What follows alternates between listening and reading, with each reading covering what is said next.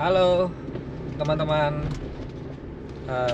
Kita sekarang sudah sampai di Kota Palangkaraya. Mendung, jam 16.30, setengah 5 waktu Indonesia bagian Barat. Dan tapi di sini nggak hujan ya. Ada beberapa spot tadi yang kita hujan. Tapi overall perjalanan kita asik aja dan cukup menyenangkan gitu ya setelah kita berjalan. Ada satu hal ya yang ingin saya review dari perjalanan kami kali ini. Sebenarnya ini sudah dari perjalanan kita yang sering kita lalui gitu ya. Nah, jadi teman-teman kita ini kan melalui dua provinsi ya.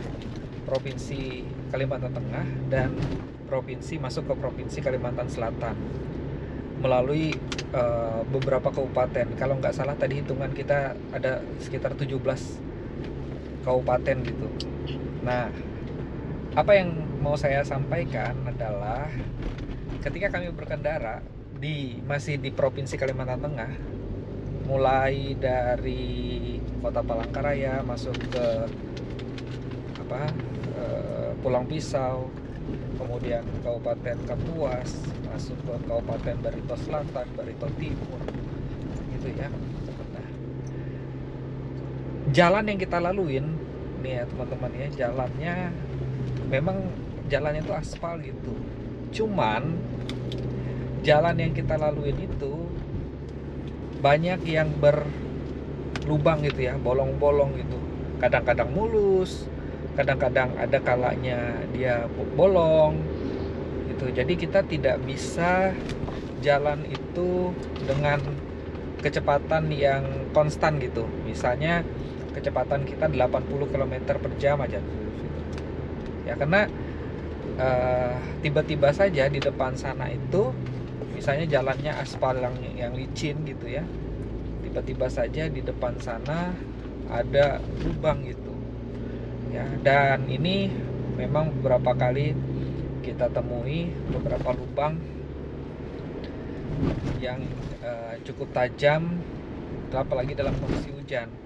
Dan juga yang parahnya adalah ketika di pinggir-pinggir jalan itu juga terkesan terlalu tinggi gitu ya dibandingkan dengan bahu jalannya ya, dan itu harus membutuhkan konsentrasi yang cukup tinggi ya teman-teman. Nah, yang menjadi konsen saya adalah ketika kita masuk ke Provinsi Kalimantan Selatan, perbatasan nih ya, perbatasan misalnya kita sudah masuk ke melalui perbatasan Bartim, Barito Timur ke Tabalong itu ya, lewat Pasar Panas. Itu mulai dari situ teman-teman ya. Ini saya sebutkan ya, ada Tabalong, ada Kabupaten Hulu Sungai Utara, Hulu Sungai Tengah, Hulu Sungai Selatan, kemudian Tapin, Martapura sampai ke Banjarbaru.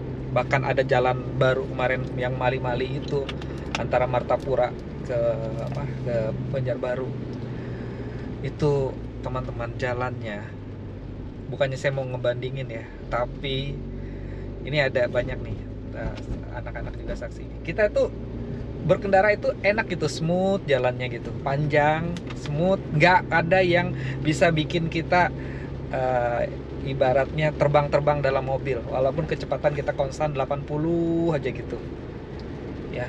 Jadi hampir tidak ada jalan itu yang bisa membuat kita ngerem yang maksudnya ngerem kan paling kalau kita misalnya ada kendaraan yang terlalu dekat dengan kita, yang kita harus menghindari lubang gitu ataupun jalan bergelombang, itu nggak ada ya.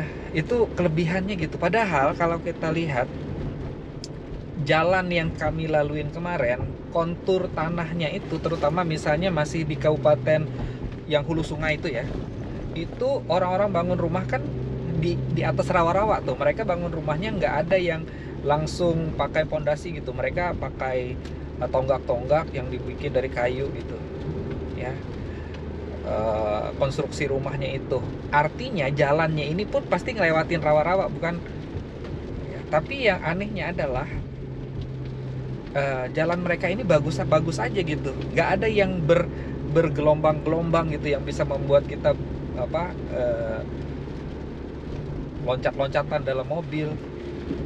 Nah, itu yang istimewanya, sehingga kenapa saya dan anak-anak itu suka traveling, ngelilingin Kalimantan Selatan, yaitu karena itu tuh enak gitu, enak di jalan itu, enak gitu, smooth gitu ya.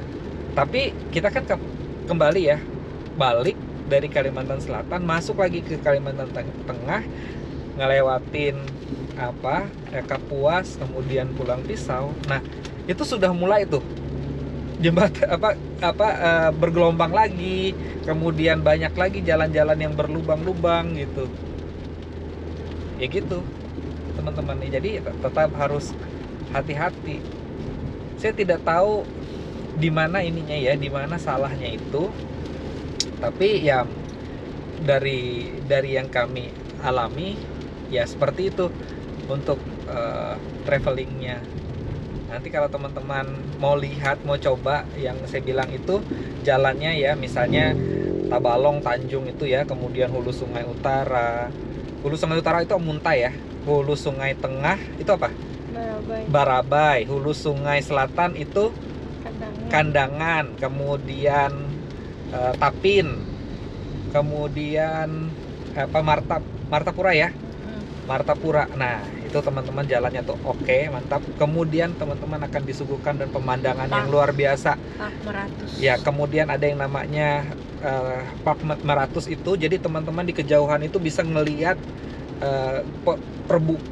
gunung ya, perbukitan gitu, gunungan. Nah, nanti next trip kami mau ke arah sana, ke arah Kota Baru. Itu pasti pemandangannya tuh luar biasa, bagus banget gitu. Ya. Jadi teman-teman saya sarankan coba deh ke daerah Kalimantan Selatan yang mungkin teman-teman belum pada explore, karena di sana tuh banyak pantai-pantai, misalnya di Pelaihari, kemudian pantai yang kita waktu itu datangin Angsana gitu ya. Kemudian yang pantai-pantai di Kota Baru itu bagus-bagus deh semua ininya, pemandangannya tuh bagus-bagus, jadi nggak rugi gitu, berkendaranya tuh enak. Dan hampir di sepanjang jalan itu, walaupun kita ngelewatin kabupaten, itu kabupatennya tuh maju ya, karena dia sudah punya pom-pom bensin gitu. Jadi nggak ada juga yang tempat-tempat yang ya istilahnya terlalu terpencil gitu, sampai nggak ada orang jual BBM gitu ya. Jadi enak aja gitu kalau mau berhenti di market, supermarket ya, itu bisa ya, di sepanjang jalan itu ada. Terus kalau kita jalan gitu ya, misalnya di Kalimantan Selatan tadi ya, misalnya kita ngelewatin Hulu Sungai Tengah atau Hulu Sungai Selatan, itu ada yang khas gitu di tempat-tempat itu. Contoh, misalnya kita masuk ke Hulu Sungai, perbatasan antara Hulu Sungai Utara dengan Hulu Sungai Tengah, itu ada yang jual kayak celengan-celengan gitu, yang kerajinan dari bahan tanah liat. Itu masih daerah Barabai ya kemarin ya kalau nggak salah ya. Kemudian juga misalnya kita ke arah ini Kandangan, itu ada yang namanya dodol Kandangan, ada yang namanya ketupat Kandangan, dan banyak orang jual-jualnya di sepanjang pinggir jalan. Jadi mereka punya branding itu teman-teman. Jadi setiap daerah itu dia membangun suatu branding untuk entrepreneur yang sangat bagus, sangat kuat gitu. Dan sebenarnya ini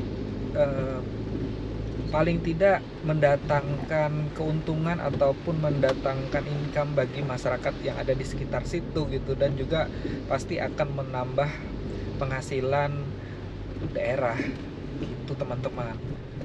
Dan mungkin menurut saya itu adalah hal yang perlu dicontoh untuk bisa dilakukan misalnya kita di Kalimantan Tengah juga ya, agar membuat suatu branding di suatu daerah yang ada di sepanjang destinasi ini perjalanan kita. Kan ada namanya Jalan Trans Kalimantan itu. Jadi pemukiman-pemukiman ataupun daerah-daerah yang ada di sepanjang Jalan Trans Kalimantan itu bisa disinggahi oleh orang selain yang istilahnya rest area ya, yang misalnya ada tempat-tempat kerajinan atau apa gitu, yang bisa membawa penghasilan ataupun income yang lebih lagi bagi masyarakat sekitar gitu. Itu keunikannya ya, salah satunya gitu ya teman-teman ya. Ini sekedar menyampaikan saja hasil report kita ya. Kita tidak ada kepentingan untuk apa-apa ya. Mungkin memang kondisinya seperti apa, kontur tanahnya atau apa, kita bukan ahlinya ya. Mungkin bisa dikomen saja di bawah kenapa hal itu bisa terjadi antara dua provinsi ini, satu Kalimantan Selatan, satu Kalimantan Tengah gitu ya teman-teman. Oke, semoga teman-teman tetap dalam keadaan sehat, selamat berlibur, selamat merayakan Hari Raya Idul Fitri bagi yang teman-teman yang umat muslim. Semoga tali silaturahmi antar kita tetap terjaga atau terjalin dengan baik. Oke, dan hasta luego.